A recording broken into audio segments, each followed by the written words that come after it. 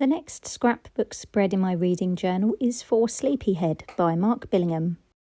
I'll be honest, I didn't enjoy this book as much as I'd hoped. The premise is incredibly chilling.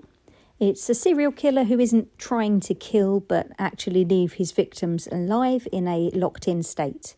It's a unique idea and I really wanted to be gripped by it, but sadly it didn't land for me.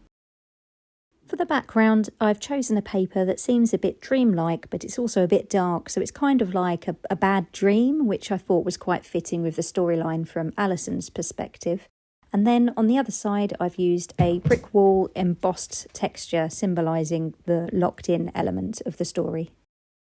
As it's quite a unique premise, I had to really think about what elements to include in my scrapbook. So I found a die of a woman's face silhouetted, and with the hat cut off, I felt that it represented Alison's experience of lying in the hospital bed.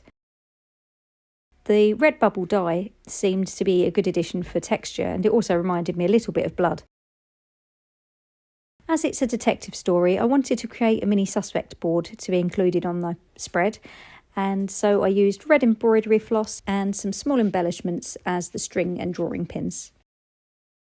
Overall, I found myself really struggling to stay engaged with this story. The pacing for me felt a bit slow, and I had a really hard time connecting with any of the characters. Struggling to care about most of them did make it feel like a slog to get through. The one standout character for me was Alison. She was interesting, warm and funny, and I really enjoyed hearing the parts of the story from her perspective. Overall, I give this book 3 stars. I know a lot of other people have enjoyed it, so it doesn't mean it's a bad book, but not every book is for everyone, and that's okay. It still gets a page in my journal because the journey matters after all. That's how we discover what we like or what we don't like. Have you read this book? What did you think of it?